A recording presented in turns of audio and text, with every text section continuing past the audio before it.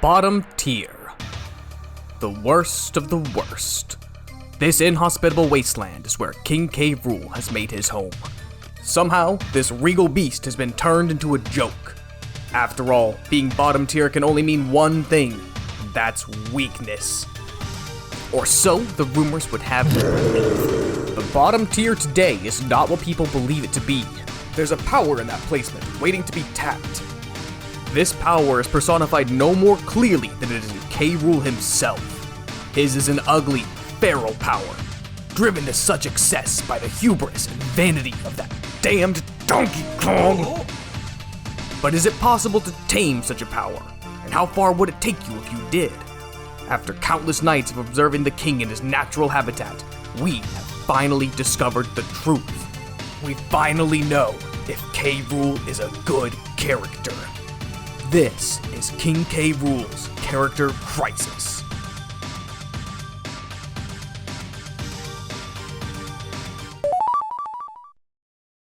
Smash has always been bound by a set of unspoken rules, facts that are intrinsically woven to the fabric of its design. This can mean fundamental game design concepts like attacks of equal power canceling out, but there are instances that are much more Smash specific. Rules such as Yoshi getting armor on his double jump, or Samus's up smash letting people fall out of it. However, the specific rule we need to look at is this: Bowser is the heavy one.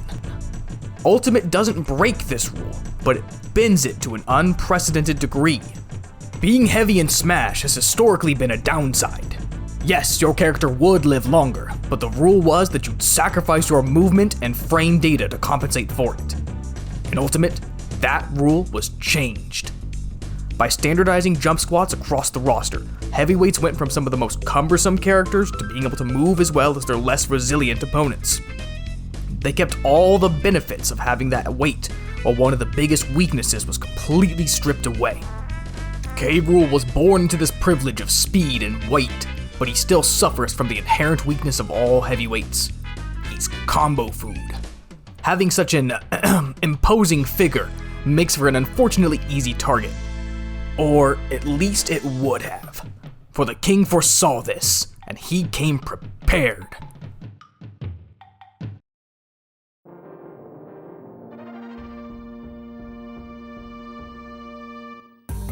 K Rool's most powerful advantage has always been his willingness, if not eagerness, to cheat.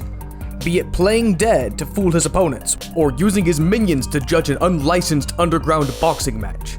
The king does what needs to be done to win. Smash, however, called for a more direct approach, and so we were introduced to belly armor. Compare this to one of the more common defensive tools seen in Smash, super armor. Super armor tends to be tied to a powerful but slow attack, which makes it very reliant on your opponent overextending.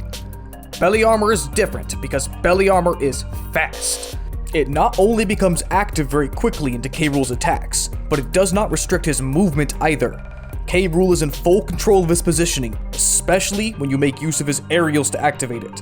This extra flexibility allows him to utilize this shield as an aggressive option. Anytime his opponent hits belly armor, they've technically outplayed K Rool.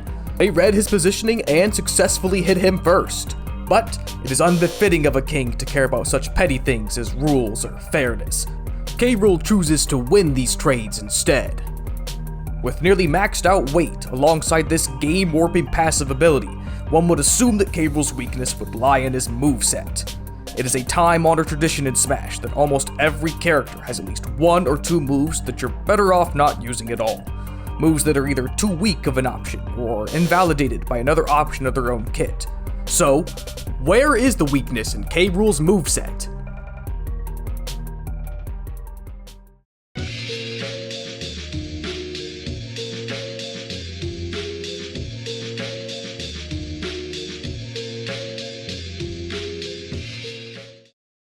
It is no exaggeration to say that K Rool does not have a single bad move. Every option in his arsenal offers a unique and consistent threat, while still sporting very impressive frame data and the damage output you can only expect from a super heavyweight. And while these are very good moves, it's the great ones that truly define K Rool. It was difficult, but based on my observations, I have found 5 moves that shine just a bit brighter than the rest of his kit. If you're familiar with how K Rool is played, you may question this pick, but if you've ever actually played as K Rool, you will understand this immediately. Number 5 is back air.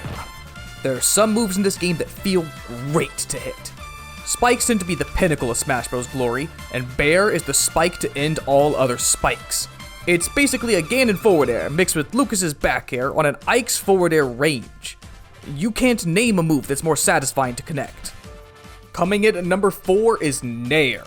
Nair is your primary means of activating armor trains, but it also turns K Rool himself into one massive hitbox. This move allows K Rool to disrespect most of the roster's recovery, as well as the aerial pressure of most attacks.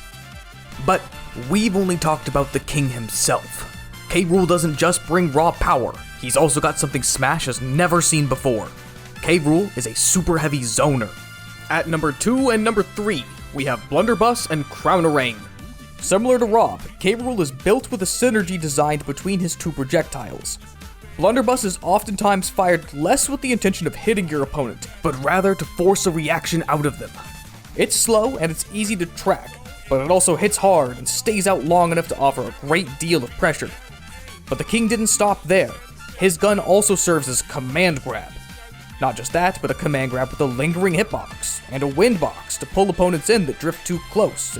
And if that wasn't enough, this also serves as a built-in reflect to the cannonball itself, making this shot much safer against characters with reflectors.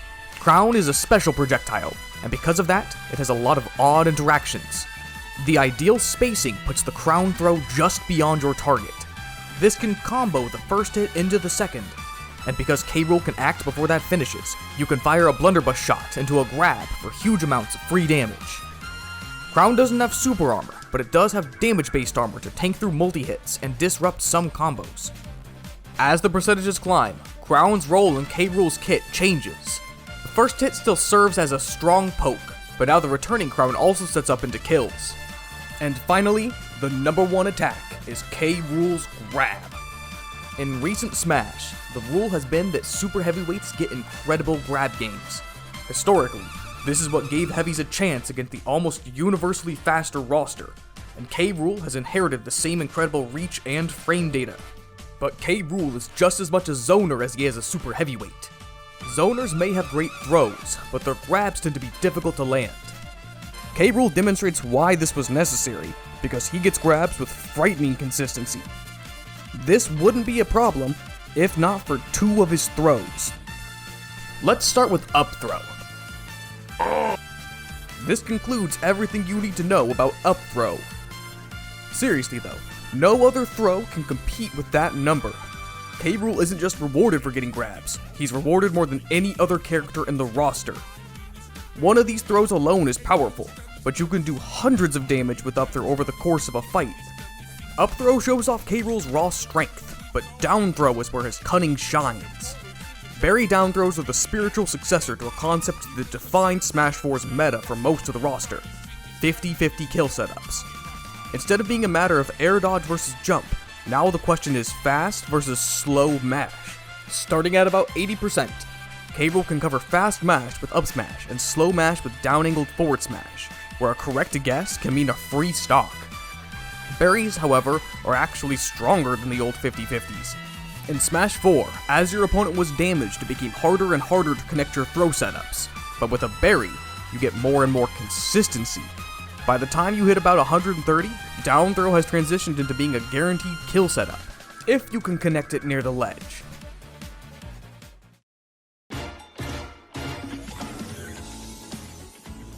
With all this information behind us, we are finally ready to answer the big question: is K Rool a good character? And the answer is a resounding yes. K Rool has too many incredible tools going for him to argue otherwise. However, K Rool is absolutely a bottom tier character, because bottom tier in Ultimate doesn't mean weak, it means that they have weakness. It's easy to write that off as unviable, but stop and consider why those weaknesses exist. Bottom tier is home to some of the most powerful attacks in the game. However, K Rool's weaknesses are a little different than the traditional bottom tiers. K Rool's weaknesses are baked into his design, turning his most powerful tools into devastating liabilities. And there we have it.